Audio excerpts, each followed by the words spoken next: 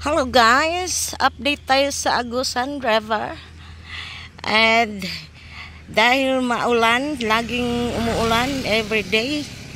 So ito na yung update niya. Nakita nyo yung ang simento dyan guys. So lumubog na siya, kunti na lang ang kunti na lang ang masisilayan. Ang lakas ng current. Nag-ikot-ikot yung water lily.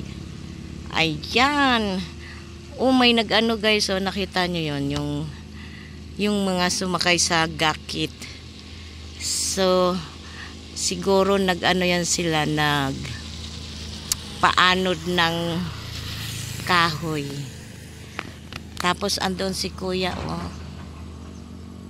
Sarap, parang ang sarap magsakay-sakay sa pambot. Ayan. So, dating yan guys, maisan. It's full of water na kasi kinain na ng water. So, kunti na lang. And this is the tulay. So, nasa tulay kami ngayon guys. We're here in Maningalaw. Ayan, yan yung view. Ayan. So, pag ulan pa rin ng ulan yan, guys.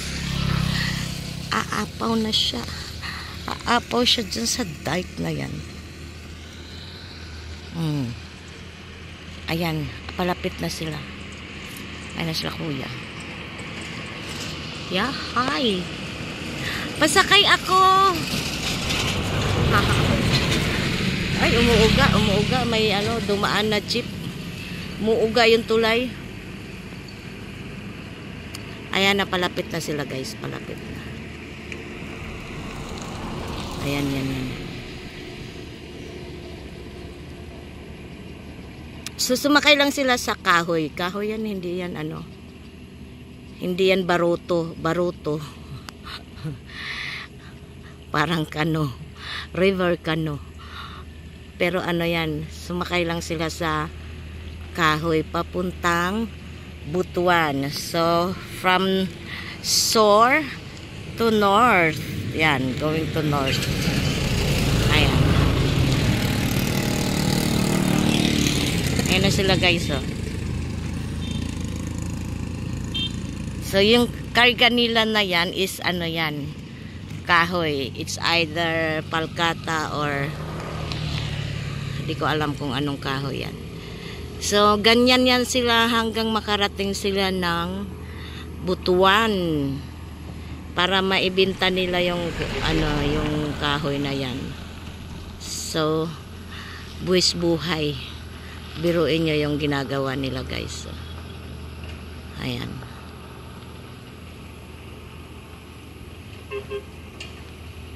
So, palapit na sila, oh.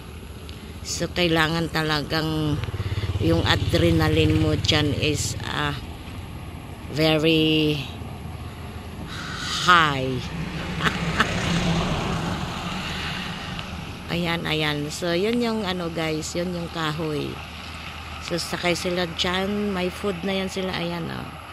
Meron silang dalang kasi ang layo pa ng Butuan. Tapos, walang walang makina yan. Ganyan lang sila. Paddle lang sila ng paddle. Hala, bugsay. Dalawa lang sila, guys.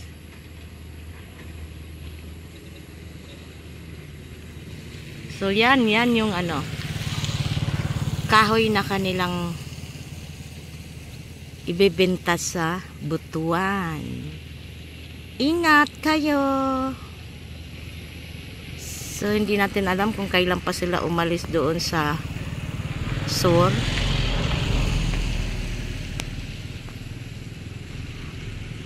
Ang cute. Okay, bye-bye!